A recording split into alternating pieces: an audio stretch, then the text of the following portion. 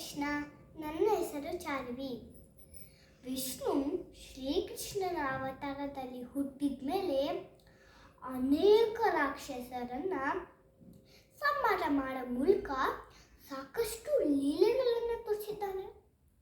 ನಾನು ಈಗ ಹೇಳ್ತಾ ಇರೋ ಕತೆ ಯಾರ್ದು ಗೊತ್ತಾ? ಬಕಾಸುರನ ಕತೆ. ಶ್ರೀಕೃಷ್ಣನ ಮಾವ ಕಂಸ ಇರ್ತಾನಲ್ವಾ, ಅವನು ಹೇಗಾದರೂ ಮಾಡಿ ಕೃಷ್ಣನ ಸಾಯಿಸಬೇಕು ಅಂತ ತುಂಬ ರೀತಿ ಪ್ರಯತ್ನ ಮಾಡ್ತಿರ್ತಾನೆ. ಹೀಗೆ ಒಂದು ದಿನ ತನ್ನ ಗೆಳೆಯನಾದ ಬಕ ಎಂಬ ದುಷ್ಟ ರಾಕ್ಷಸನ ಕಳಿಸ್ತಾನೆ. ಆ ರಾಕ್ಷಸ ದೊಡ್ಡ ಪರ್ವತದಂತಹ ಪಕ್ಷಿಯ ರೂಪದಲ್ಲಿ ಕೃಷ್ಣ ಅಂತ ಬರ್ತಾನೆ.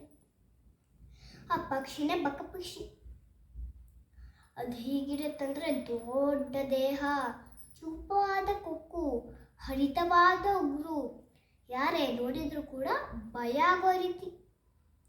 ಈ ಪಕ್ಷಿನ ನೋಡಿ ಕೃಷ್ಣನ ಸ್ನೇಹಿತರಿಗೆಲ್ಲ ಆತಂಕ ಆಗುತ್ತೆ. ಆದರೆ ಈ ಶ್ರೀಕೃಷ್ಣನು ಈ ಲೋಕಕ್ಕೆ ಒಡೆಯ, ಬ್ರಹ್ಮಾಂಡವನ್ನು ಬಾಯಲ್ಲಿ ತೋರಿಸಿದ ಚತುರ. ಅವನಿಗಂತೂ ಸ್ವಲ್ಪನೂ ಹೆದರಿಕೆ ಆಗಿಲ್ಲ. ಎಲ್ಲರನ್ನು ಸಮಾಧಾನ ಪಡ್ತಾ, ಹೆದರ್ಕೋಬೇಡಿ, ಈ ದುಷ್ಟ ರಾಕ್ಷಸ ನನ್ನ ಕೈಯಿಂದ ಸಾಯ್ತಾನೆ ಅಂತ ಧೈರ್ಯವಾಗಿ ನಿಂತಿದ್ದ. ಎಲ್ಲರೂ ನೋಡ್ತಿರೋ ಹಾಗೆ ದುಷ್ಟ ಬಕಾಸುರ ತನ್ನ ಚೂಪಾದ ಕೊಕ್ಕನ್ನ ಅಗಲವಾಗಿ ತೆಗೆದು ಕೃಷ್ಣನ ನುಂಗ್ಬಿಟ್ಟ. ಆಗ ಕೃಷ್ಣನ ಸ್ನೇಹಿತರಿಗೆಲ್ಲ ಹೆದರಿ ಕಂಗಾಲಾದ್ರು. ಈಗ ನಮ್ಮನ್ನ ಯಾರು ಕಾಪಾಡ್ತಾರೆ ಅಂತ ಅಳಕ್ಕೆ ಶುರು ಮಾಡಿದ್ರು. ಆಶ್ಚರ್ಯ ಏನಂದ್ರೆ ಕೃಷ್ಣ ಅಲ್ಲಾಗಲೇ ಲೀಲೆ ಶುರು ಮಾಡಿಬಿಟ್ಟಿದ್ದ. ಬಕಾಸುರನ ಗಂಟಲ್ ಒಳಗೆ ಹೋಗಿ ದೊಡ್ಡದಾಗಿ ಬೆಳೆಯಕ್ಕೆ ಶುರು ಮಾಡಿದ.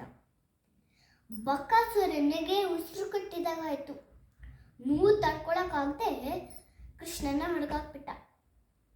ಇಷ್ಟಕ್ಕೆ ಬಕಾಸುರ ಸುಮ್ಮನಿದ್ದ? ಖಂಡಿತ ಇಲ್ಲ. ಮತ್ತೆ ಇರೋ ಬರೋ ಶಕ್ತಿ ಎಲ್ಲ ಹಾಕಿ ಮಾಡ್ದ.